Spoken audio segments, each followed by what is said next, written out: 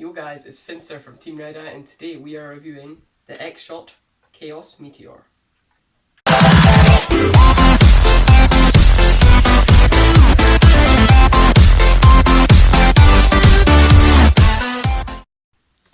So here is the Meteor in its box. Now first of all we'll have a look at the box. Obviously open face so you can touch the blaster, do whatever you like with the blaster. Here's a little window, shows you the balls or high impact rounds you'll get with the blaster. Advertising 12, despite the fact that the blaster only holds 6, so you know you get double your balls for your money. And it's also showing some feet per second figures there, or meters per second figures. Advertised 100 feet per second out of the box. Those are bold claims. Let's see if they're true. Now onto the back of the box, little diagram shows you how the blaster works, shows you how to prime it, shows you how to load the internal magazine. Little sticker sheet as well that will come with it in the box, so you can customize your blaster however you want. And lastly, it is advertising the Orbit from X-Shot, which is a rival to other Nerf rifle products. So inside the box you get the blaster itself, you get 12 high impact rounds from X-Shot, nice sticker sheet and some instructions.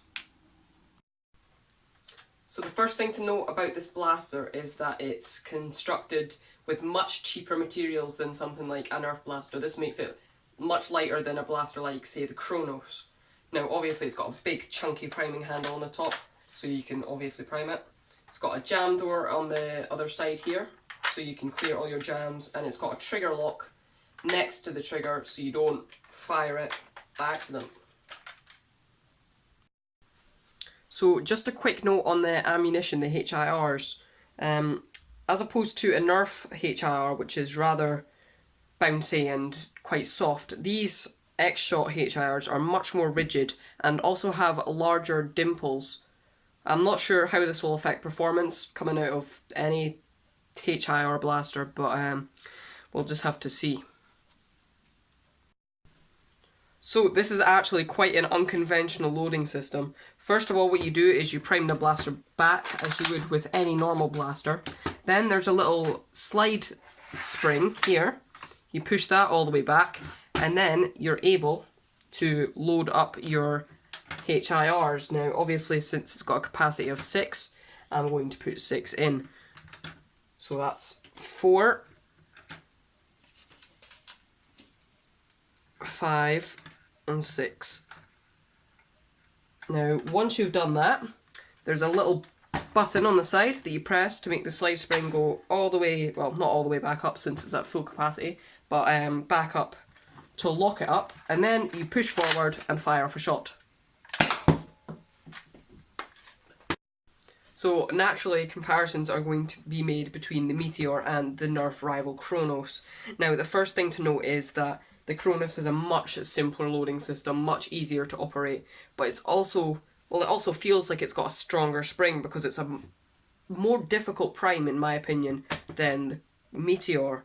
But judging by, you know, off the box data, it doesn't seem to be true. It looks like the Meteor actually hits harder out of the box than the Chronos. And if we do a size comparison, the Chronos is a bit smaller because of the big chunky mag that's inside, well, not inside, but comes with the Meteor. So we have the Meteor here loaded with the 6 X-Shot balls. We're going to do a quick little firing test.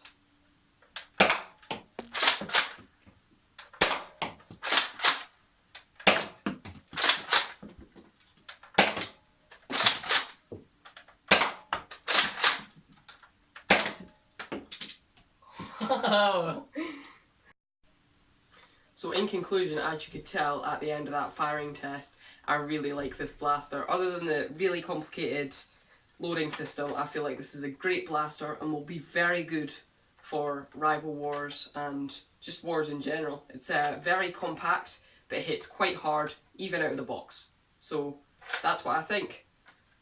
Thank you guys so much for watching. If you liked it, hit that like button down below, and we will see you all in another video. Bye!